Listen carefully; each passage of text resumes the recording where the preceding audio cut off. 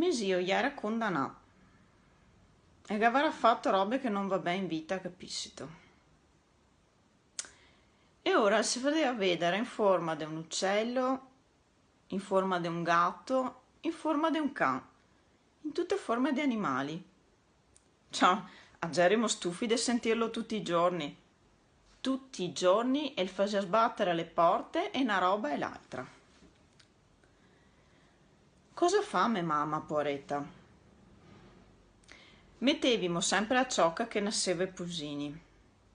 La dice, spetta che vardo che a ciocca non mi coppa.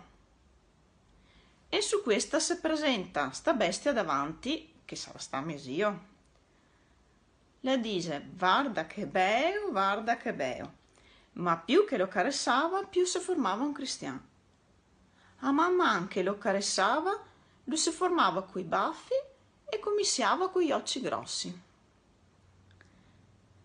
Quando che l'ha visto che si formava come un cristiano, l'ha detto, Gesù Maria.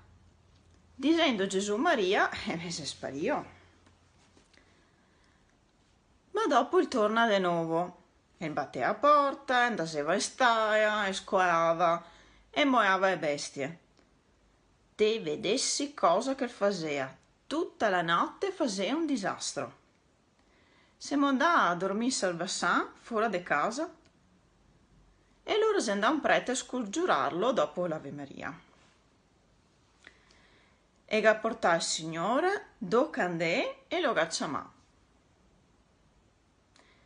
Lui si ga presentà nella forma di una bestia, non di un cristiano. Emilio gli ha detto, perché te presenti così? Presentate come che te ieri? E gli ha detto, e si ga presentà e gli dà una pacca a porta che credevo che buttasse su a porta e tutte frasi di fuoco. No, e gli ha detto, mi no che non facciamo altro, e gli ha detto. E ora è venuto un vicario di Padova, assistente dell'arcivescovo. E gli ha detto a me mamma, no signora, a benedizione non riceve.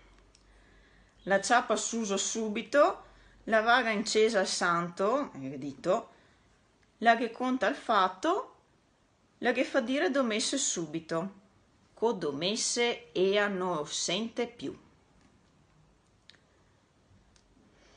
Guarda quante che ghina ha fatto. Setto che andasevimo sul Vassano e ne buttava i sassi sue gambe co tanto che camminavimo.